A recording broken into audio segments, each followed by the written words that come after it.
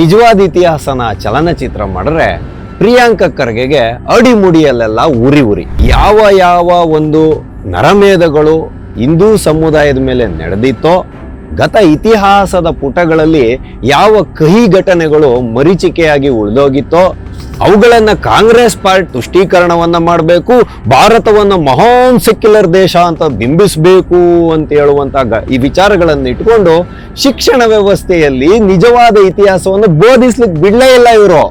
ಈ ದೇಶದ 140 ಕೋಟಿ ಜನರ ಮಧ್ಯದಲ್ಲಿ ಮಹಾನ್ ಸಂವಿಧಾನದ ರಕ್ಷಕ ಯಾರಾದರೂ ಇದ್ರೆ that is one and only Priyanka Kharge ಮಾತ್ರ ಎನ್ನುವಂತಹ ಒಂದು ಅಭಿಪ್ರಾಯ ಇವರದ್ದು. ಕಾಂಗ್ರೆಸ್ ಪಾರ್ಟಿ ಇವತ್ತು 10 ಬಾರದ ಜಾಗದಲ್ಲೆಲ್ಲ ಹತ್ಕೊಂಡು ಉರಿತಿರೋದು ಕಾರಣ ಏನು ಅಂತ ಹೇಳಿದ್ರೆ, ಇವತ್ತು ಅಷ್ಟೋ ಇಷ್ಟೋ ನೈಜ ಇತಿಹಾಸ, ತಿರುಚಲ್ಪಟ್ಟ ಇತಿಹಾಸ ಈ ದೇಶದ ಯುವ ಪೀಳಿಗೆಗೆ ಗೊತ್ತಾಗ್ತಿದೆ ಅಂತ. ನಮ್ಮ ರಾಜಕೀಯದ ಯುಗಾಂತ್ಯ ಎಲ್ಲಾಗ್ಬಿಡುತ್ತೋ ಅನ್ನುವಂತಹ ಒಂದು ಒಡಲ ಊರಿಗೆ ಯಾರು ಕೂಡ ಮದ್ದನ್ನ ಕಂಡುಹಿಡಿಯಕ್ಕಾಗಲ್ಲ. ಪ್ರಿಯಾಂಕ ಖರ್ಗೆ ಮಾತ್ರ ಟಿಪ್ಪು ಸುಲ್ತಾನ ಯಾವ ದೇವಸ್ಥಾನವನ್ನು ಹೊಡೆದಿಲ್ಲ ಹೇಳ್ಕೊಂಡು ಮೈಯೆಲ್ಲ ಪರ್ಚ್ಕೊಂಡು ಓಡಾಡ್ತಿರ್ತಾರೆ. ಇತ್ತೀಚಿನ ದಿನಗಳಲ್ಲಿ ಬರ್ನಾಲ್ ಪ್ರಯೋಗ ಅಂತೂ ಕಾಂಗ್ರೆಸ್ಸಿಗರ ಮೇಲೆ ಬಹಳ ಚೆನ್ನಾಗಿ ನಡೀತಿದೆ. ಒಂದು ಕಾಲದಲ್ಲಿ ಇಂದಿರಾ ಗಾಂಧಿ ಅವರು ಪ್ರಧಾನ ಮಂತ್ರಿ ಆಗಿದ್ದಾಗ ಈ ದೇಶದಲ್ಲಿ ಸಂಪೂರ್ಣ ಗೋಹತ್ಯೆಯನ್ನ ನಿಷೇಧ ಮಾಡಬೇಕು ಅಂತ ಹೇಳುವಂತ ಒಂದು ಹೋರಾಟ ನಡೆದಾಗ ಸಾಧು ಸಂತರ ಮೇಲೆ ಗುಂಡನ್ನ ಆರಿಸಿ ಕೊಂದಂತಹ ಸರ್ಕಾರ ಇದು. ಇತಿಹಾಸ ಹೇಳುತ್ತೆ, ಇದನ್ನ ಪ್ರಿಯಾಂಕ ಖರ್ಗೆ ಹೇಳಲ್ಲ. ಸಿಕ್ಕರ ನರಮೇಧವನ್ನ ನಡೆಸ್ತಲ್ಲ ಈ ಕಾಂಗ್ರೆಸ್ ಪಾರ್ಟಿ, ಈ ಇತಿಹಾಸನ ಪ್ರಿಯಾಂಕ ಖರ್ಗೆ ಎಲ್ಲೂ ಹೇಳದೇ ಇಲ್ಲ. ನಿಮ್ಗೆ ಕಚತೀವು ಅಂತ ಒಂದು ದ್ವೀಪ ಇದೆ ರೀ ಶ್ರೀಲಂಕಾಗೆ, ಅದನ್ನ ದಾನ ಮಾಡಿ ಕೊಟ್ಬಿಟ್ರು. ಮಹಾನ್ ಸಂವಿಧಾನದ ಸಂರಕ್ಷಕರು ದೇಶದ ಆಸ್ತಿಯನ್ನ ಶ್ರೀಲಂಕಾಕ್ಕೆ ಹೆಂಗ್ ಬಿಟ್ಕೊಟ್ರು ಅನ್ನೋಂಥ ವಿಷಯ ನೀ ಪ್ರಿಯಾಂಕ ಖರ್ಗೆ ಹೇಳದೇ ಇಲ್ಲ ಮೊದಲಾಗಿ. ಟಿವಿ ವಿಕ್ರಮದ ಸಮಸ್ತ ವೀಕ್ಷಕರಿಗೆ ಆಟೋವಾಲಾ ಕಾರ್ಯಕ್ರಮಕ್ಕೆ ಆತ್ಮೀಯವಾದ ಸ್ವಾಗತ. ನಾನು ನಿಮ್ಮ ಜಯಂತ್ ಪಾಂಡೆ. ಸ್ನೇಹಿತರೆ, ಆಟೋವಾಲಾ ಕಾರ್ಯಕ್ರಮಕ್ಕೆ ನಾವಿಂದು ಆಯ್ದುಕೊಂಡಂತಹ ವಿಷಯ ನಿಜವಾದ ಇತಿಹಾಸನ ಚಲನಚಿತ್ರ ಮಾಡಿದ್ರೆ ಪ್ರಿಯಾಂಕ ಖರ್ಗೆಗೆ ಅಡಿಮುಡಿಯಲ್ಲೆಲ್ಲ ಉರಿ ಉರಿ. ಹೌದು ಸ್ನೇಹಿತರೆ, ನಾನಿವತ್ತು ಈ ರೀತಿಯಾಗಿ ಹೇಳ್ತಾ ಇರೋದಕ್ಕೆ ಒಂದು ಪ್ರಬಲವಾದ ಕಾರಣ ಉಂಟು. ನೋಡಿ, ಇತ್ತೀಚೆಗೆ ದೇಶದಲ್ಲಿ ಒಂದು ಬೆಳವಣಿಗೆ ನಡೀತಿದೆ. ಅದೇನು ಅಂತ ಹೇಳಿದ್ರೆ, ಯಾವ ಒಂದು ನರಮೇಧಗಳು ಹಿಂದೂ ಸಮುದಾಯದ ಮೇಲೆ ನಡೆದಿತ್ತೋ, ಗತ ಇತಿಹಾಸದ ಪುಟಗಳಲ್ಲಿ ಯಾವ ಕಹಿ ಘಟನೆಗಳು ಮರೀಚಿಕೆಯಾಗಿ ಉಳಿದೋಗಿತ್ತೋ ಅವುಗಳನ್ನ ಕಾಂಗ್ರೆಸ್ ಪಾರ್ಟಿ ತನ್ನ ಅಧಿಕಾರವನ್ನ ಜೋಪಾಸನೆ ಮಾಡ್ಕೊಬೇಕು, ಮುಸಲ್ಮಾನರ ತುಷ್ಟೀಕರಣವನ್ನ ಮಾಡಬೇಕು, ಭಾರತವನ್ನು ಮಹಾನ್ ಸೆಕ್ಯುಲರ್ ದೇಶ ಅಂತ ಬಿಂಬಿಸಬೇಕು ಅಂತ ಹೇಳುವಂತ ಈ ವಿಚಾರಗಳನ್ನು ಇಟ್ಕೊಂಡು ಶಿಕ್ಷಣ ವ್ಯವಸ್ಥೆಯಲ್ಲಿ ನಿಜವಾದ ಇತಿಹಾಸವನ್ನು ಬೋಧಿಸ್ಲಿಕ್ಕೆ ಬಿಡಲೇ ಇಲ್ಲ ಇವರು. ಎಲ್ಲಿ ಬಿಟ್ಟಿದ್ದಾರೆ ಹೇಳಿ? ಯಾಕೆ ಅಂತ ಹೇಳಿದ್ರೆ, ಸಾಲು ಶಿಕ್ಷಣ ಸಚಿವರು ಯಾರಿದ್ರು, ಶಿಕ್ಷಣದ ಮಂತ್ರಿಗಳು ಇದರಲ್ಲಿ ಕೇಂದ್ರದಲ್ಲಿ ಯಾರಿದ್ದು ಅನ್ನೋದು ಪ್ರತಿಯೊಬ್ಬರಿಗೂ ಗೊತ್ತಿರೋ ವಿಷಯ. ದೇಶ ಸ್ವತಂತ್ರ ಆದ್ಮೇಲೆ ಮೌಲಾನಾ ಆಜಾದ್ ಅವರು. ಹಂಗಾಗಿ ಏನಾಯ್ತಂತ ಹೇಳಿದ್ರೆ, ಬಾಬಾ ಸಾಹೇಬ್ ಅಂಬೇಡ್ಕರ್ ಅವರು ರಚಿಸಿದಂತಹ ಮೂಲ ಸಂವಿಧಾನದಲ್ಲಿ ಭಾರತವನ್ನ ಎಲ್ಲೂ ಜಾತ್ಯತೀತ ರಾಷ್ಟ್ರ ಅಂತ ಬಿಂಬಿಸ್ಲೇ ಇಲ್ಲ. ಅದನ್ನ ಈ ಮಹಾನ್ ಸಂವಿಧಾನ ರಕ್ಷಕರು ದೇಶದ ಮೇಲೆ ತುರ್ತು ಪರಿಸ್ಥಿತಿಯನ್ನ ಹೇರಿದಂತ ಸಂದರ್ಭದಲ್ಲಿ ಸೇರಿಸಿರ್ತಕ್ಕಂಥದ್ದು ಅನ್ನೋದು ಗೊತ್ತಿರೋ ವಿಷಯ. ಆದ್ರೆ ನೆಹರು ಅವರ ಕೋಟ್ನಲ್ಲಿ ಒಂದು ಗುಲಾಬಿ ಇರ್ತಾ ಇತ್ತು. ಆ ಗುಲಾಬಿಯ ಬಣ್ಣ ಕೆಂಪು ಬಣ್ಣದ್ದಾಗಿರ್ತಾ ಇತ್ತು. ಆದ್ರೆ ಅದನ್ನ ಸೆಕ್ಯುಲರ್ ಬಣ್ಣ ಅಂತ ಬಿಂಬಿಸೋದು ಕಾಂಗ್ರೆಸ್ಸಿಗರ ಒಂದು ಮನಸ್ಥಿತಿ. ಆ ಮನಸ್ಥಿತಿಗೆ ಏನೆಲ್ಲ ಮಾಡ್ಬೋದೋ ಅದನ್ನೆಲ್ಲ ಮಾಡಿದ್ರು. ಭಾಷಾ ವಿಷಯಗಳನ್ನಿಟ್ಕೊಂಡು, ಪ್ರಾಂತ್ಯವಾರು ವಿಷಯಗಳನ್ನಿಟ್ಕೊಂಡು, ಮುಸಲ್ಮಾನರ ತುಷ್ಟೀಕರಣಗಳನ್ನಿಟ್ಕೊಂಡು, ಅಕ್ರಮ ವಲಸಿಗರನ್ನ ಲೀಗಲೈಸ್ ಮಾಡಿ, ಫಾರ್ಮಲೈಸ್ ಮಾಡಿ, ನಾರ್ಮಲೈಸ್ ಮಾಡೋದಿರಬಹುದು. ಮತ್ತೆ ಯಾವ ಕಾನೂನುಗಳು ಈ ದೇಶದಲ್ಲಿ ಪ್ರಬಲವಾದ ಮಾರ್ಪಾಡುಗಳನ್ನ ತಂದು ದೇಶದ ಅಭಿವೃದ್ಧಿಗೆ ನಾಂದಿ ಆಡ್ತವೋ ಅಂತ ಕಾನೂನುಗಳನ್ನ ತರ್ಲಿಕ್ ಬಿಡದೆ ಇರೋವಂಥದ್ದು ಇರ್ಬೋದು. ತಮ್ಮ ಕುಟುಂಬ ರಾಜಕಾರಣ ಏನಿದೆ, ವಂಶವಾಹಿ ರಾಜಕಾರಣ ಏನಿದೆ, ಅದಕ್ಕೆ ಎಲ್ಲೂ ಕೂಡ ಎಡರು ತೊಡರುಗಳು ಉಂಟಾಗದೆ ಇರುವಂತ ಕಾನೂನುಗಳಿಗೆ ಸಂರಕ್ಷಣೆ ಮಾಡಿಕೊಂಡು, ತಿದ್ದುಪಡಿಗಳನ್ನ ಮಾಡಿಕೊಂಡು ಪೋಷಣೆ ಮಾಡ್ಕೊಂಡ್ಬಂದ್ರು. ಇದ್ರ ಬಗ್ಗೆ ಈ ಪ್ರಿಯಾಂಕ ಖರ್ಗೆ ಎಲ್ಲೂ ಕೂಡ ತುಟಿ ಬಿಚ್ಚಲ್ಲ. ಆದ್ರೆ ಇತ್ತೀಚಿನ ಬೆಳವಣಿಗೆ ದೇಶದಲ್ಲಿ ಏನಾಗಿದೆ ಅಂತ ಹೇಳಿದ್ರೆ, ಕೆಲವರು ಯಾರು ಚೆನ್ನಾಗಿ ತಿಳಿದವರಿದ್ದಾರೆ, ಬಲ್ಲವರಿದ್ದಾರೆ, ಅವರು ಕೆಲವು ಚಲನಚಿತ್ರಗಳನ್ನ ಹಿಂದೂ ಸಮಾಜದ ಮುಂದೆ ಅಥವಾ ಭಾರತೀಯರ ಮುಂದೆ ಇಡುವಂತ ಪ್ರಯತ್ನವನ್ನ ಮಾಡ್ತಿದ್ದಾರೆ. ಅದನ್ನ ಕಂಡಂತಹ ಪ್ರಿಯಾಂಕ ಖರ್ಗೆಗೆ ಈಗ ಅಡಿಯಿಂದ ಮುಡಿಯವರೆಗೂ ಹತ್ಕೊಂಡು ಉರಿತಿದೆ. ಯಾಕೆ ಅಂತ ಹೇಳಿದ್ರೆ, ಈ ದೇಶದ 140 ಕೋಟಿ ಜನರ ಮಧ್ಯದಲ್ಲಿ ಮಹಾನ್ ಸಂವಿಧಾನದ ರಕ್ಷಕ ಯಾರಾದ್ರೂ ಇದ್ರೆ that is one and only Priyanka Kharge ಮಾತ್ರ ಎನ್ನುವಂತಹ ಒಂದು ಅಭಿಪ್ರಾಯ ಇವರದ್ದು. ನೋಡಿ, ಯಾಕೆ ಅಂತ ಹೇಳಿದ್ರೆ, ಇವ್ರು ಇವತ್ತು ಹೇಳ್ತಾ ಇರೋಂಥ ವಿಷಯ ಏನು ಅಂತ ಹೇಳಿದ್ರೆ, ಇತಿಹಾಸವನ್ನು ತಿರುಚಿ ಚಲನಚಿತ್ರ ಮಾಡಿ 1000 ಕೋಟಿ ಬಿಸ್ನೆಸ್ ಮಾಡ್ತಾ ಇದೆಯಂತೆ ಸಂಘ ಪರಿವಾರ. ಅಲ್ಲ ರೀ, ನಿಮ್ ಬುದ್ಧಿಗೆ ಏನ್ ಬಂದಿದೆ ಅಂತ ನಾವ್ ಹೇಳೋದು. ನೋಡ್ರಿ, ರಜಾಕರ್ ಅಂತ ಇದ್ರಲ್ಲ, ರಜಾಕರು ಹೈದರಾಬಾದಿನ ನಿಜಾಮನ ಒಂದು ಖಾಸಗಿ ಸೇನೆ ಇತ್ತಲ್ಲ, ಅದು ಇದೆ ಹಿಂದೂಗಳ ಮೇಲೆ ಆಕ್ರಮಣ ಮಾಡ್ಲಿಲ್ವಾ? ಮಾಡಿಲ್ವಾ ಹೇಳ್ರಿ? ಈ ಒಂದು ರಜಾಕರ ದಾಳಿಗೆ ಸ್ವತಃ ನಿಮ್ಮ ಕುಟುಂಬವೇ, ಅಂದ್ರೆ ನಿಮ್ಮ ಪೂರ್ವಜರು ಬಲಿಯಾಗಿ ಹೋದ್ರು. ನಿಮ್ಮ ಅಜ್ಜನವರು, ನಿಮ್ಮ ತಂದೆಯವರನ್ನ ಸಂರಕ್ಷಣೆ ಮಾಡಿ ಕರ್ಕೊಂಬಂದಿದ್ದು, ನಿಮ್ಮ ಪರಿವಾರ ಪೂರ್ತಿ ಸುಟ್ಟಾಕಿದ್ರು ರಜಾಕರರು ಅಂತ ಇವತ್ತು ಹೇಳ್ತಿದ್ದಾರೆ. ಇದು ಸುಳ್ಳು ಇತಿಹಾಸನಾ? ಆ ರಜಾಕರು ಒಂದು ಮೆರೆದಂತಹ ಕ್ರೌರ್ಯತೆ ಏನಿತ್ತಲ್ಲ, ಹಿಂದೂ ಸಮಾಜದ ಒಂದು ಒಡಲ ಆಳದಲ್ಲಿ, ಮನಸ್ಸಿನ ಆಳದಲ್ಲಿ ಮರುಗಟ್ಟಿತ್ತಲ್ಲ, ಅದಕ್ಕೆ ಒಂದು ಚಲನಚಿತ್ರದ ರೂಪವನ್ನು ಕೊಟ್ಟು ಇದಪ್ಪ ನೈಜ ಇತಿಹಾಸ ಅಂತ ದೇಶ ಪ್ರೇಮಿಗಳನ್ನ ಜಾಗೃತ ಮಾಡುವಂತ ಕೆಲಸ ಮಾಡಿದ್ರೆ ನಿಮ್ಗದು 1000 ಕೋಟಿ ಬಿಸ್ನೆಸ್ ಆಗಿ ಕಾಣುತ್ತೇನ್ರಿ ಪ್ರಿಯಾಂಕ ಖರ್ಗೆ ಅವರೇ. ಮತ್ತೆ ಕಾಶ್ಮೀರಿ ಫೈಲ್ಸ್, ಮಹಾನ್ ಸಂವಿಧಾನದ ಸಂರಕ್ಷಕರೇ ತಾನೇ ಅವಾಗ ಆಡಳಿತದಲ್ಲಿದ್ದು. ಕಾಶ್ಮೀರಿ ಪಂಡಿತರ ಮೇಲೆ 90ರ ದಶಕದಲ್ಲಿ ನಡೆದಂತಹ ಭೀಕರವಾದಂತ ನರಸಂಹಾರ ಇದೆಯಲ್ಲ, ಅತ್ಯಾಚಾರ ಇದೆಯಂತಲ್ಲ, ದೌರ್ಜನ್ಯ ನಡೀತಲ್ಲ, ಇದನ್ನ ದೇಶದ ಜನರಿಗೆ ಹೇಳ್ಬಾರ್ದಾ? ಅವಾಗ ಪತ್ರಿಕಾ ಸ್ವಾತಂತ್ರ್ಯಗಳನ್ನೆಲ್ಲ ಹರಣ ಮಾಡಿ ಯಾವುದನ್ನು ದೇಶದ ಜನರಿಗೆ ಗೊತ್ತಾಗದೇ ಇದ್ದಂಗೆ ಮಾಡಿದ್ರಲ್ಲ, ಇದು ನೈಜ ಇತಿಹಾಸ ಅಂತ ನಿಮಗೆ ಕಾಣೋದಿಲ್ವಾ? ಹಂಗಂದ್ರೆ ಸಮಾಜದಲ್ಲಿ ಲವ್ ಜಿಹಾದ್ ಅನ್ನೋ ಕಾನ್ಸೆಪ್ಟೇ ನಡೀತಾ ಇಲ್ವಾ? ಹಾಗಾದ್ರೆ ಸಾಲು ಹಿಂದೂ ಹೆಣ್ಮಕ್ಳು ಯಾಕೆ ಮುಸಲ್ಮಾನರ ಹಿಂದೆ ಓಡೋಗಿ ಛಿದ್ರವಾಗಿ ಸೂಟ್ ಕೇಸ್ಗಳಲ್ಲಿ ಹೆಣಗಳಾಗಿ ಸಿಗ್ತಾ ಇದ್ದಾರೆ? ಬಹು ನೈಜವಾದ ಘಟನೆ ಅಂತಂದ್ರೆ ಶದ್ರಾವಕರ್ ಘಟನೆ ನೋಡ್ರಿ. ದೆಹಲಿಯ ರಾಜಧಾನಿ ಒಳಗಡೆ ಪೀಸ್ ಆಗಿ ಮಾಡಿ ಕತ್ತರಿಸಾಕಿದ್ರಲ್ರಿ. ಇಂಥ ಘಟನೆಗಳೆಲ್ಲ ಸುಳ್ಳು ಅಂತ ನೀವ್ ಹೇಳ್ತೀರಾ?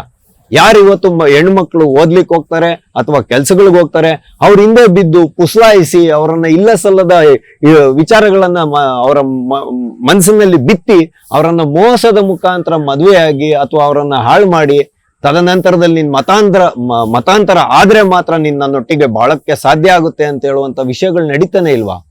ಇತ್ತೀಚೆಗೆ ಒಂದ್ ಘಟನೆ ನಮ್ ಕರ್ನಾಟಕದಲ್ಲೂ ನಡೆದಿತ್ತು. ನೇಹಾ ಅವ್ರನ್ನ ಹತ್ಯೆ ಮಾಡನಲ್ಲ, ಇರಿದು ಕೊಂದಲ್ಲ. ಇದೆಲ್ಲ ನಿಮ್ಗೆ ಕಣ್ಮುಂದೆ ನಡೀತಾ ಇರೋಂಥ ಘಟನೆಗಳು.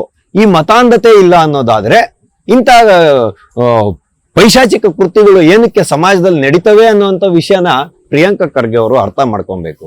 ಅದು ಬಿಟ್ಬಿಟ್ಟು ಈಗ ಚಾಹ್ವಾ ಅಂತ ಒಂದು ಪಿಕ್ಚರ್ ಬಂದಿತ್ತಲ್ರಿ, ಚಾಹ್ವಾದಲ್ಲಿ ಯಾರನ್ರಿ ತೋರಿಸಿರೋದು? ಛತ್ರಪತಿ ಶಿವಾಜಿ ಮಹಾರಾಜರ ಮಗನಾದಂತ ಸಂಭಾಜಿ ಮಹಾರಾಜರನ್ನ. ಯಾವುದೋ ಒಂದೆರಡು ತಿರುಚಿದ ಇತಿಹಾಸ ಅಥವಾ ಅವರ ಬಾಲ್ಯದಲ್ಲಿ ನಡೆದಂತ ಒಂದೆರಡು ಘಟನೆಗಳು ಅಂತಾನೆ ಇಟ್ಕೊಳ್ಳಿ. ಅದನ್ನ ಇಟ್ಕೊಂಡು ಅವರನ್ನ ಒಂದು ಕೆಟ್ಟ ರೀತಿಯಲ್ಲಿ ಬಿಂಬಿಸುವಂತ ಪ್ರಯತ್ನಗಳೇನಾಗ್ತಾ ಇತ್ತು. ಆದ್ರೆ ನಿಜವಾಗ್ಲೂ ಅವರು ಮೆರೆದಂತಹ ಪೌರುಷ ಔರಂಗಜೇಬಂಗ್ ಇದ್ದಿದ್ದು ಒಂದೇ ಒಂದು ಕೊರತೆ ಏನು ಅಂತ ಹೇಳಿದ್ರೆ, ಸಂಭಾಜಿ ಮಹಾರಾಜರನ್ನ ಮತಾಂತರ ಮಾಡ್ಲಿಕ್ಕಾಗ್ಲಿಲ್ಲ, ಸಂಭಾಜಿ ಮಹಾರಾಜರನ್ನ ಗೆಲ್ಲಲಿಕ್ಕೆ ಸಾಧ್ಯ ಆಗ್ಲಿಲ್ಲ ಅನ್ನೋದು. ಸೆರೆ ಹಿಡಿದಿರ್ಬೋದು, ಮತಾಂಧತೆಯ ಕೋನದಿಂದ ಹತ್ಯೆಯನ್ನ ಮಾಡಿರ್ಬೋದು, ಚರ್ಮವನ್ನ ಸುಲ್ದಿರ್ಬೋದು, ಕೈಯನ್ನ ಕಡ್ದಿರ್ಬೋದು, ಕಿವಿಯನ್ನ ಕಡ್ದಿರ್ಬೋದು, ಕಣ್ಣನ್ನ ಕಿತ್ತಿರ್ಬೋದು, ಚರ್ಮವನ್ನ ಗಾಯ ಮಾಡಿ ಉಪ್ಪನ್ನ ಸವರಿರ್ಬೋದು. ಆದ್ರೆ ನಾನು ಹಿಂದುವಾಗೆ ಹುಟ್ಟಿದ್ದೀನಿ, ಹಿಂದುವಾಗೆ ಬಾಳಿದ್ದೀನಿ, ಹಿಂದುವಾಗೆ ಸಾಯ್ತೀನಿ ಅಂತ ಹೇಳುವಂತಹ ಒಂದು ಶಪಥ ಏನಿತ್ತಲ್ಲ, ಆ ಧಾರ್ಮಿಕ ಪ್ರಜ್ಞೆ ಏನಿತ್ತನ, ಅದನ್ನ ಕೊಲ್ಲಿಕ್ ಸಾಧ್ಯ ಆಗದೆ ಔರಂಗಜೇಬ ಕೊರ್ಗಿ ಸತ್ತೋದ್ನಲ್ರಿ. ಇದು ಕಣ್ರಿ ನೈಜ ಇತಿಹಾಸ. ಈ ದೇಶದ ವಿಶ್ವವಿದ್ಯಾನಿಲಯಗಳಿತ್ತಲ್ಲ, ನಳಂದ ಯೂನಿವರ್ಸಿಟಿ ಎಲ್ಲ ಸುಟ್ಟಾಕಿದ್ರಲ್ಲ, ತಕ್ಷಶಿಲೆ, ನಳಂದ ವಿಶ್ವವಿದ್ಯಾನಿಲಯ, ಇದನ್ನೆಲ್ಲ ಸುಟ್ಟಾಕಿದ್ರಲ್ಲ ನಿಮ್ ಬ್ರದರ್ಸ್ಗಳು, ಬೇರೆ ದೇಶದಿಂದ ಬಂದಂತ ಮೊಘಲರು. ಅವರು ಕಣ್ರಿ ಪೈಶಾಚಿಕ ಕೃತ್ಯವನ್ನ ಈ ದೇಶದ ಇತಿಹಾಸದ ಮೇಲೆ ಮಾಡಿದ್ದು. ಜನಿವಾರಗಳನ್ನ, ತಾಳಿಗಳನ್ನ ತಗೊಂಡೋಗಿ ಮಣಗಳ ಗಟ್ಲೆ ಲೆಕ್ಕ ಹಾಕ್ತಾ ಇದ್ರಲ್ಲ. ಇಂಥ ನೈಜ ಇತಿಹಾಸವನ್ನ ಹೇಳಿದ್ರೆ ನಿಮ್ಗೆ ಯಾಕ್ರಿ ಉರಿ ಬಾರದ ಜಾಗದಲ್ಲಿ ಹತ್ಕೊಂಡು ಉರಿಯುತ್ತೆ? ನಿಮ್ಗೆಲ್ಲ ಒಂದೊಂದು ಬರ್ನಾಲ್ ಟ್ಯೂಬ್ನ ಜೋಬಲ್ಲೇ ಇಟ್ಕೊಂಡು ಓಡಾಡಿ ನೀವು.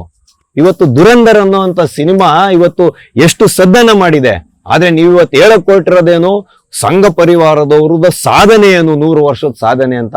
ಸಂಘ ಪರಿವಾರ ಏನ್ ಸಾಧನೆ ಮಾಡುತ್ತೋ ಅದು ನಿಮಗೆ ಬ್ಯಾಡದೇ ಇರೋಂಥ ವಿಷಯ. ನೀವು ವೈಚಾರಿಕವಾಗಿ ಏನು ವಿರೋಧವನ್ನ ವ್ಯಕ್ತಪಡಿಸಿ, ಆದ್ರೆ ಸಂವಿಧಾನದ ಜೋಪಾಸನೆ ಮಾಡ್ಬೇಕಾಗಿರೋದು, ಅದರ ಸಂರಕ್ಷಣೆ ಮಾಡ್ಬೇಕಾಗಿರೋದು ಕೇವಲ ಕಾಂಗ್ರೆಸ್ ಪಾರ್ಟಿಯ ಒಂದು ಕೆಲಸ ಮಾತ್ರ ಅಲ್ಲ. ಈ ದೇಶದ ಜವಾಬ್ದಾರಿಯುತ ನಾಗರಿಕರಾದ 140 ಕೋಟಿ ಜನರದ್ದು ಇದೆ.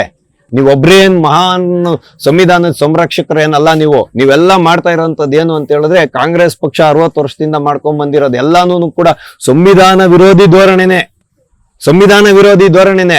ನಿಮ್ಮ ಒಂದು ಕಾಂಗ್ರೆಸ್ ಪಾರ್ಟಿ ನಿಜವಾಗ್ಲೂ ಈ ದೇಶಕ್ಕೆ ಮಾಡ್ಬೇಕಾಗಿದ್ದೇನು ಅಂದ್ರೆ, ಈ ದೇಶದಲ್ಲಿ ಅಧಿಕೃತವಾದ ರಾಷ್ಟ್ರ ಭಾಷೆ ಯಾವುದು ಅನ್ನೋದನ್ನು ಒಂದನ್ನು ನೀವು ಮಾಡಕ್ಕಾಗ್ಲಿಲ್ಲ ಇವತ್ತವರೆಗೂ. ಆದ್ರೆ ಇವತ್ತು ರಾಷ್ಟ್ರ ಭಾಷೆಯ ವಿಷಯವನ್ನು ಇಟ್ಕೊಂಡು, ಸ್ಥಳೀಯ ಭಾಷೆಯ ವಿಷಯಗಳನ್ನ ಇಟ್ಕೊಂಡು ವಿವಾದವನ್ನು ಸೃಷ್ಟಿ ಮಾಡೋದ್ರ ಮುಖಾಂತರ ಅಧಿಕಾರವನ್ನು ಹಿಡಿಯುವಂತ ಲಜ್ಜೆಗೇಡಿ ಜನಗಳು ನೀವು. ಹಾಗಾಗಿನೇ ಇವತ್ತು ದೇಶದಲ್ಲಿ ಪ್ರಾದೇಶಿಕ ಭಾಷೆಗಳ ವಿಷಯದಲ್ಲಿ ಕಿಚ್ಚನ್ನ ಹಚ್ಚಿಸ್ಲಿಕ್ಕೆ ಹೊರಟಿರುವಂತ ಧೂರ್ತರು ನೀವು ಅಂತಾನೆ ನಾನು ಈ ಮೂಲಕ ಹೇಳ್ತೀನಿ. ಯಾರಾದ್ರೂ ಈ ದೇಶದಲ್ಲಿ ನೈಜ ವಿಚಾರಗಳನ್ನ ಮಾತಾಡಿದ್ರೆ ಇವನೊಬ್ಬ ಕೋಮುವಾದಿ, ಇವನೊಬ್ಬ ದೇಶ ವಿರೋಧಿ ಅಂತ ಹೇಳುವಂತ ಕಾಂಗ್ರೆಸ್ ಪಾರ್ಟಿ ಇವತ್ತು 10 ಬಾರದ ಜಾಗದಲ್ಲೆಲ್ಲ ಹತ್ಕೊಂಡು ಉರಿತಿರೋದು ಕಾರಣ ಏನು ಅಂತ ಹೇಳಿದ್ರೆ, ಇವತ್ತು ಇಷ್ಟೋ ನೈಜ ಇತಿಹಾಸ, ತಿರುಚಲ್ಪಟ್ಟ ಇತಿಹಾಸ ಈ ದೇಶದ ಯುವ ಪೀಳಿಗೆಗೆ ಗೊತ್ತಾಗ್ತಿದೆ ಅಂತ. ಇವ್ರ ಚಿಂತೆ ಅದಲ್ಲ. ಇವತ್ತು ಯಾವ ಚಲನಚಿತ್ರಗಳು ಬರ್ತಿದಾವೆ ಕೆಲವೊಂದು, ಇದನ್ನ ಯಾರೋ ನೋಡಿ ಸಿನಿಮಾ ಅಂತ ಆಸ್ವಾದನೆ ಮಾಡಿ ಹೊರಟೋದ್ರೆ ಏನು ಪರಿಣಾಮ ಆಗಲ್ವಂತೆ. ಇತಿಹಾಸ ತಜ್ಞರೇ, ಇತಿಹಾಸವನ್ನು ಬೋಧಿಸುವಂತ ಪ್ರಾಧ್ಯಾಪಕರೇ ಇವತ್ತು ಇಂಥ ಚಲನಚಿತ್ರಗಳನ್ನು ನೋಡಿ ಹೌದು ಹೀಗೂ ಇರ್ಬೋದಾ ಅಂತಿದಾರಂತೆ. ಅದು ಇವರಿಗೆ ಒಂದು ತೊಡಕನ್ನು ಉಂಟು ಮಾಡಿರುವಂತ ವಿಚಾರ. ಯಾಕೆ ಅಂದ್ರೆ ಇವ್ರು ಹೋಗಿ ಒಂದು 10 ಜನ ಮಕ್ಳಿಗೆ ಹೇಳ್ಕೊಟ್ಬಿಟ್ರೆ, ನೈಜ ಇತಿಹಾಸ ನಿಂದ ಇದು ನೋಡ್ಕೊಳಪ್ಪ, ಇವತ್ತು ಶಿಕ್ಷಣದ ವ್ಯವಸ್ಥೆಯಲ್ಲಿ ಪಠ್ಯಕ್ರಮದಲ್ಲಿ ಬೋಧಿಸ್ತಿರ್ತಕ್ಕಂಥದ್ದು ತಿರುಚಿದ ಇತಿಹಾಸ ಅಂತ ಹೇಳಿದ್ರೆ, ನಾಳೆ ದಿನ ಅದನ್ನು ಕಲಿತಂತ 10 ಜನರು ಹೋಗಿ ಅವರ ಮುಂದಿನ ಪೀಳಿಗೆಗೆ ಹೇಳ್ಬಿಟ್ರೆ ಈ ದೇಶ ಎಲ್ಲಿ ಜಾಗೃತ ಆಗ್ಬಿಡುತ್ತೋ, ಹಿಂದುತ್ವದ ಭಾವ ಎಲ್ಲಿ ದೇಶದಲ್ಲಿ ಜಾಗೃತ ಆಗ್ಬಿಡುತ್ತೋ, ನಮ್ಮ ಸೆಕ್ಯುಲರ್ ನೆಹರೂರು ತೋರಿಸಿದಂತ ಬಣ್ಣದ ಸೆಕ್ಯುಲರ್ ಗುಲಾಬಿಗಳು ಎಲ್ಲಿ ಬಾಡಿ ನಲುಗಿ ಹೋಗ್ತಾವೋ, ನಮ್ಮ ರಾಜಕೀಯದ ಯುಗಾಂತ್ಯ ಎಲ್ಲಾಗ್ಬಿಡುತ್ತೋ ಅನ್ನುವಂತಹ ಒಂದು ಒಡಲ ಊರಿಗೆ ಯಾರು ಕೂಡ ಮದ್ದನ್ನ ಕಂಡುಹಿಡಿಯಕ್ಕಾಗಲ್ಲ. ನಾವು ಅಂತಿಮವಾಗಿ ಇಷ್ಟನ್ನೇ ಹೇಳ್ಬೋದು, ಸಂಘ ಪರಿವಾರಕ್ಕಾಗ್ಲಿ ಅಥವಾ ನೈಜ ಇತಿಹಾಸವನ್ನು ಹೇಳೋದಕ್ಕಾಗ್ಲಿ ಒಂದು ಪ್ರಜ್ಞೆ ಬೇಕು. ಆ ಪ್ರಜ್ಞೆಯನ್ನ ಇವತ್ತು ಹಿಂದೂ ಸಮಾಜ ಪಡ್ಕೊಂಡಿದೆ. ಎಲ್ಲೆಲ್ಲೋ ಅಡಕವಾಗಿರುವಂತ ನೈಜ ಇತಿಹಾಸದ ಪುಟಗಳನ್ನ ತೆಗೆದಾಗ ಈ ದೇಶದ ಈ ಇತಿಹಾಸದ ಮೇಲೆ ನಡೆದಿರುವಂತ ಕತ್ತರಿ ಪ್ರಯೋಗ ಇದೆಯಲ್ಲ, ಅದು ಸಾಕಷ್ಟಿದೆ. ಅದನ್ನ ಯಾರ್ಯಾರು ಮಾಡಿದ್ರು ವ್ಯವಸ್ಥಿತವಾಗಿ ಕೂತ್ಕೊಂಡು ಶಿಕ್ಷಣ ವ್ಯವಸ್ಥೆಯಲ್ಲಿ ಅನ್ನುವಂತಹ ಪ್ರಾಮಾಣಿಕವಾದ ಪ್ರಶ್ನೆಯನ್ನ ಈ ಮಹಾನ್ ಸಂವಿಧಾನದ ಸಂರಕ್ಷಣಾದ ಪ್ರಿಯಾಂಕ ಖರ್ಗೆ ಅವರು ತಮ್ಮ ಮುಂದೆ ಇಟ್ಕೊಬೇಕು. ಹಾಗಾಗಿ ಸ್ನೇಹಿತರೆ, ನಾವಿಲ್ಲಿ ತಿಳಿಯೋಣ ಏನಂತ ಹೇಳಿದ್ರೆ, ಪ್ರತಿಯೊಂದು ದೇಶವೂ ಕೂಡ ಗತ ಇತಿಹಾಸ, ತನ್ನ ಮೇಲೆ ನಡೆದಂತಹ ಕ್ರೌರ್ಯವಾದಂತಹ ದಾಳಿಗಳೇನಿದೆ, ತನ್ನ ಮೇಲೆ ನಡೆದಂತಹ ಆಕ್ರಮಣಗಳೇನಿದೆ, ಅವುಗಳನ್ನ ಸದಾ ಕಾಲ ನೆನಪಿಟ್ಕೊಂಡು ಮುಂದೆ ಅಂತ ತಪ್ಪುಗಳು ನಡೆಯದ ರೀತಿಯಲ್ಲಿ ಸಂರಕ್ಷಣಾ ಕ್ರಮಗಳನ್ನ ತೆಗೆದುಕೊಳ್ಬೇಕು. ಇತಿಹಾಸದಿಂದ ಪಾಠವನ್ನ ಕಲಿಬೇಕು. ಯಾವ ಸಮಾಜ ಇತಿಹಾಸದಿಂದ ಪಾಠವನ್ನ ಕಲಿಯಲು ಆ ಸಮಾಜ ಯುಗಾಂತ್ಯವನ್ನ ಕಾಣುತ್ತೆ ಅಂತ ಇತಿಹಾಸಕಾರರು ಹೇಳ್ತಿದ್ದಾರೆ. ಆದ್ರೆ ಮಹಾನ್ ಸೆಕ್ಯುಲರ್ ವಾದಿಯಾಗಿರುವಂತಹ ಪ್ರಿಯಾಂಕ ಖರ್ಗೆ ಮಾತ್ರ ಟಿಪ್ಪು ಸುಲ್ತಾನ ಯಾವ ದೇವಸ್ಥಾನವನ್ನು ಹೊಡೆದಿಲ್ಲ, 10 ದೇವಸ್ಥಾನ ಹೊಡೆದ್ಬಿಟ್ಟು 150 ದೇವಸ್ಥಾನನ ಜೀರ್ಣೋದ್ಧಾರ ಮಾಡಿದ್ದ ಅಂತ ಹೇಳ್ಕೊಂಡು ಮೈಯೆಲ್ಲ ಪರ್ಚ್ಕೊಂಡು ಓಡಾಡ್ತಿರ್ತಾರೆ. ಇವರು ಯಾವುದೇ ಪುಸ್ತಕ ಸಮಾರಂಭಗಳು ಬಿಡುಗಡೆಗೆ ಹೋಗ್ಲಿ, ಎಲ್ಲನ ಖಾಸಗಿ ಕಾರ್ಯಕ್ರಮಗಳಿಗೆ ಹೋಗ್ಲಿ, ಟಿಪ್ಪು ಸುಲ್ತಾನನ್ನ ಆಡಿ ಹೊಗಳದೇ ಇರುವಂತ ಕಾಲವೇ ಇಲ್ಲ. ಹಾಗಾಗಿ ಟಿಪ್ಪು ಸುಲ್ತಾನ ಯಾವ ದೇವಸ್ಥಾನಗಳನ್ನ ಜೀರ್ಣೋದ್ಧಾರ ಮಾಡಿದ್ನೋ, ಯಾವ ಕಾರಣಕ್ಕೋಸ್ಕರ ಮಾಡಿದ್ನೋ ಅನ್ನೋದು ಪ್ರತಿಯೊಬ್ಬರಿಗೂ ಗೊತ್ತಿರೋಂಥ ವಿಷಯ. ಅದನ್ನ ಕೆದಕಿ ನಾನು ಹೇಳಕ್ ಹೋಗಲ್ಲ. ಆದ್ರೆ ಇತ್ತೀಚಿನ ದಿನಗಳಲ್ಲಿ ಬರ್ನಾಲ್ ಪ್ರಯೋಗ ಅಂತೂ ಕಾಂಗ್ರೆಸ್ಸಿಗರ ಮೇಲೆ ಬಹಳ ಚೆನ್ನಾಗಿ ನಡೀತಿದೆ ಅನ್ನುವಂಥದ್ದು ಇಲ್ಲಿರುವಂತ ಮೂಲ ವಿಚಾರ. ಹಾಗಾಗಿ ಈಗ ಸಾಲು ಬಂದಂತಹ ಕೇರಳ ಫೈಲ್ಸ್ ಇರ್ಬೋದು, ಕಾಶ್ಮೀರಿ ಫೈಲ್ಸ್ ಇರ್ಬೋದು, ಗುಜರಾತ್ ಫೈಲ್ಸ್ ಇರ್ಬೋದು, ಅಯೋಧ್ಯದ ವಿಷಯ ಇರ್ಬೋದು, ಇದೆಲ್ಲವೂ ಹಿಂದೂ ಸಮಾಜವನ್ನ ಜಾಗೃತಗೊಳಿಸಿದೆ. ದುರಂಧರ್ ಇರ್ಬೋದು, ಮತ್ತೆ ಈಗ ಚಾಹವಾ ಮೂವಿ ಇರ್ಬೋದು, ಇವೆಲ್ಲವೂ ಈ ದೇಶ ಯಾವ ರೀತಿಯಲ್ಲಿ ನಾವು ಇರಬೇಕು ಅಂತ ಯೋಚನೆ ಮಾಡುತ್ತೋ ಅದರ ಒಂದು ನಿದರ್ಶನಗಳು. ಈ ಎಲ್ಲ ಇತಿಹಾಸದಿಂದ ನಾವು ಪಾಠವನ್ನ ಕಲೀಲೇಬೇಕು. ಆದ್ರೆ ಇದನ್ನ ಕಂಡು ಪ್ರಿಯಾಂಕಾ ಖರ್ಗೆಗೆ ಇವತ್ತು ಉರಿಬಾರದ ಜಾಗದಲ್ಲಿ ಉರಿ ಆಗ್ತಿರ್ತಕ್ಕಂಥದ್ದು ಬಹಳ ಪ್ರಮುಖವಾದ ವಿಚಾರ. ಹಾಗಾಗಿನೇ ಈತ ಅದಕ್ಕೊಂದು ಲೇಪವನ್ನ ಕೊಡ್ಲಿಕ್ಕೆ ಕೊಟ್ಟಿರೋದು. ಸಂಘ ಪರಿವಾರ ಇವತ್ತು ತಿರುಚಿದ ಇತಿಹಾಸದ ಮುಖಾಂತರ 1000 ಕೋಟಿ ಬಿಸ್ನೆಸ್ ಅನ್ನ ಮಾಡ್ತಿದೆ ಅಂತ ಹೇಳ್ಕೊಂಡು ತಿರ್ಗಾಡ್ತಿದ್ದಾರೆ. ಹಾಗಾಗಿ ವೀಕ್ಷಕರಾದ ನೀವೇ ಇವತ್ತು ನಿರ್ಧಾರವನ್ನ ಮಾಡಿ ಒಂದು ಪರಿಹಾರವನ್ನ ಕಂಡ್ಕೊಳ್ಳಿ. ನಿಜವಾಗ್ಲೂ ಸಂಘ ಪರಿವಾರ ಅಂದ್ರೆ RSS ಇರ್ಬೋದು, ವಿಶ್ವ ಹಿಂದೂ ಪರಿಷತ್ ಇರ್ಬೋದು, ಬಜರಂಗ ದಳ ಇರ್ಬೋದು, ಹಿಂದೂ ಸಂಘಟನೆಗಳಿರ್ಬೋದು, ನಾನಾ ರೀತಿ ರಾಷ್ಟ್ರೀಯವಾದಿ ಸಂಘಟನೆಗಳಿರ್ಬೋದು, ಈ ದೇಶಕ್ಕೇನು ಒಳ್ಳೆಯ ಕೆಲಸವನ್ನ ಮಾಡ್ತಾನೆ ಇಲ್ವಾ? ಅನ್ಯಾಯ ಅಕ್ರಮಗಳು ಕಂಡು ಬಂದಾಗ ಧ್ವನಿಯನ್ನ ಎತ್ತುತ್ತಾನೆ ಇಲ್ವಾ? ಅದರಲ್ಲಿ ಅವರು ಜಯಶೀಲರಾಗ್ತಾರೋ ಅಥವಾ ಸೋತೋಗ್ತಾರೋ, ಆದ್ರೆ ಧ್ವನಿಯನ್ನಂತೂ ಎತ್ತುತ್ತಿದ್ದಾರಲ್ಲ, ಅಂತ ಧ್ವನಿಯನ್ನ ಅಡಗಿಸ್ಲಿಕ್ಕೆ ಹೊರಟ್ರೆ ಇದರಲ್ಲಿ ಪ್ರಿಯಾಂಕಾ ಖರ್ಗೆ ಜಯಶೀಲರಾಗ್ತಾರಾ ಅನ್ನುವಂತ ವಿಷಯನ ನೀವೇ ನಿಮ್ ಮುಂದೆ ಇಟ್ಕೊಳ್ಳಿ. ಈ ಪ್ರಿಯಾಂಕಾ ಖರ್ಗೆ ಇವತ್ತು ಬಾಯಿ ಹರ್ಚ್ಕೊಂಡು ಗಂಟ್ಲು ನೋವು ಬರೋವರೆಗೂ ಬಡ್ಕೋತಿರ್ತಾರೆ. ಹೋದಲ್ಲಿ ಬಂದಲ್ಲೆಲ್ಲ ಲಬ ಅಂತ ಬಡ್ಕೋತಿರ್ತಾರೆ. ಆದ್ರೆ ಕಾಂಗ್ರೆಸ್ ಪಾರ್ಟಿ ಈ ದೇಶದ ಮೇಲೆ ಯಾವ ರೀತಿಯಾಗಿ ಸಂವಿಧಾನಕ್ಕೆ ಕತ್ರಿಯನ್ನ ಹಾಕ್ತು, ಸಂವಿಧಾನ ವಿರೋಧಿ ಧೋರಣೆಗಳನ್ನ ಹೆಂಗ್ ಕೈಗೊಳ್ತು ಅಂತ ಎಲ್ಲೂ ಕೂಡ ಹೇಳಲ್ಲ. ನೋಡಿ, ಒಂದು ಕಾಲದಲ್ಲಿ ಇಂದಿರಾ ಗಾಂಧಿ ಅವರು ಪ್ರಧಾನಮಂತ್ರಿ ಆಗಿದ್ದಾಗ ಈ ದೇಶದಲ್ಲಿ ಸಂಪೂರ್ಣ ಗೋಹತ್ಯೆಯನ್ನ ನಿಷೇಧ ಮಾಡಬೇಕು ಅಂತ ಹೇಳುವಂತ ಒಂದು ಹೋರಾಟ ನಡೆದಾಗ ಸಾಧು ಸಂತರ ಮೇಲೆ ಗುಂಡನ್ನ ಹಾರಿಸಿ ಕೊಂದಂತಹ ಸರ್ಕಾರ ಇದು. 100 ಜನ ಸಾಧು ಸಂತರನ್ನ ಸಂಸತ್ ಭವನದ ಆವರಣದಲ್ಲೇ ಕೊಂದಾಕಿದ್ರು ಅಂತ ಇತಿಹಾಸ ಹೇಳುತ್ತೆ. ಇದನ್ನ ಪ್ರಿಯಾಂಕಾ ಖರ್ಗೆ ಹೇಳಲ್ಲ. ಆರ್ಟಿಕಲ್ 370 ಹಾಕೋದ್ರ ಮುಖಾಂತರ ಕಾಶ್ಮೀರಿ ಪಂಡಿತರು ಅನ್ನೋದಕ್ಕಿಂತ ಬಹುಮುಖ್ಯವಾಗಿ ಕಾಶ್ಮೀರದ ಹಿಂದೂ ಸಮುದಾಯ, ಅದರಲ್ಲಿ ಎಲ್ಲಾ ಸಮುದಾಯಗಳು ಒಳಗೊಂಡಿದೆ ಅನ್ನುವಂತ ವಿಷಯನ ಈ ಪ್ರಿಯಾಂಕಾ ಖರ್ಗೆ ಹೇಳಲ್ಲ. ಅಲ್ಲಿ ಕಾಶ್ಮೀರದಲ್ಲಿ ಮತ್ತೆ ಯಾವತ್ತಿಗೂ ಕೂಡ ಹಿಂದೂಗಳು ಧ್ವನಿಯನ್ನ ಎತ್ತಬಾರದು, ಹಿಂದೂಗಳು ಅಧಿಕಾರಕ್ಕೆ ಬರಬಾರದು ಅನ್ನುವಂತ ವಿಷಯವನ್ನ ಈ ಪ್ರಿಯಾಂಕಾ ಖರ್ಗೆ ಎಲ್ಲೂ ಹೇಳಲ್ಲ. ದೇಶದ ಮೇಲೆ ಎಮರ್ಜೆನ್ಸಿಯನ್ನ ಏರಿದಾಗ ನಸ್ಬಂದಿಯನ್ನ ಮಾಡಲಾಗಿತ್ತು. ಅದು ಮುಸಲ್ಮಾನರಿಗೆ ಇರ್ಬೋದು, ಯಾರಿಗೆ ಆಗಿರ್ಬೋದು, ನಸ್ಬಂದಿ ಮಾಡಿದ್ರು. ಅಂದ್ರೆ ಮುಂದೆ ಅವ್ರ ಮಕ್ಕಳು ಎರಕ್ಕಾಗದ ಇದ್ದಂಗೆ ಮಾಡಬಾರ್ದು ಅಂತ ಹುಡುಕಿ ಒಂದು ಇದನ್ನ ಮಾಡ್ತಾ ಇದ್ರು, ಆಪರೇಷನ್ ಅನ್ನ ಗಂಡಸರಿಗೆ. ಆದ್ರೆ ದುರದೃಷ್ಟವಶಾತ್ ಏನಂದ್ರೆ ಅದನ್ನ ಕಾಂಗ್ರೆಸ್ ಪಾರ್ಟಿ ಅಲ್ವಾ ಮಾಡಿದ್ದು, ಅದೆಲ್ಲೂ ಕೂಡ ಇದು ಫಲ ಕೊಡ್ಲಿಲ್ಲ. ಅದು ಫೇಲ್ಯೂರ್ ಆಗೋಯ್ತು. ಆ ಆಪರೇಷನ್ಗಳು ಯಾರಿಗೋ ಒಂದು 20-30 ಜನಕ್ಕೆ ಮಾತ್ರ ಆಗಿತ್ತಂತೆ. ನಿಜವಾಗ್ಲೂ ನಗು ಬರುವಂತ ವಿಷಯ ಏನಂದ್ರೆ ಅದು ಅವತ್ತು ಸಕ್ಸಸ್ ಆಗ್ಬೇಕಾಗಿತ್ತು, ಅದು ಗೆಲ್ಬೇಕಾಗಿತ್ತು ಆ ಆಪರೇಷನ್ಗಳು. ಹಾಗಾಗಿ ಅವತ್ತೇನನ್ನ ಆಗಿದ್ದಿದ್ರೆ ಇವತ್ತು ದೇಶದಲ್ಲಿ ಒಂದಷ್ಟು ಜನಸಂಖ್ಯೆ ಕಡಿಮೆ ಇರ್ತಾ ಇತ್ತು ಅನ್ನೋಂಥ ವಿಷಯ ನೀ ಪ್ರಿಯಾಂಕಾ ಖರ್ಗೆ ಎಲ್ಲೂ ಹೇಳಕ್ ಹೋಗಲ್ಲ. ಇಂದಿರಾ ಗಾಂಧಿಯವರ ಆತ್ಮರಕ್ಷಕ ಯಾರೋ ಒಬ್ಬ ಮಾಡಿದ್ದು, ಏನು ಇಂದಿರಾ ಗಾಂಧಿಯವರ ಹತ್ಯೆ ಮಾಡ್ದ. ಆದ್ರೆ ಇವರ ಕುಟುಂಬ, ಇವರ ಒಂದು ಆಕ್ರೋಶ, ಕೋಪ, ಕಾಂಗ್ರೆಸ್ಸಿಗರ ಕೋಪ ಹೆಂಗಿತ್ತು ಅಂತ ಹೇಳಿದ್ರೆ, ಒಂದು ಬೃಹತ್ತಾದ ಆಲದ ಮರ ಬಿದ್ದೋದಾಗ ಆದ್ರೆ ಕೆಳಗಡೆ ಇರುವಂತ ಗರಿಕೆಗಳಿಗೆ ಬೆಲೆ ಕೊಡ್ಬೇಕಾಗಿಲ್ಲ ಅಂತ ಸಿಕ್ಕರೆ ನರಮೇಧವನ್ನ ನಡೆಸ್ತಲ್ಲ ಈ ಕಾಂಗ್ರೆಸ್ ಪಾರ್ಟಿ. ಈ ಇತಿಹಾಸನ ಪ್ರಿಯಾಂಕಾ ಖರ್ಗೆ ಎಲ್ಲೂ ಹೇಳದೇ ಇಲ್ಲ ನಿಮ್ಗೆ.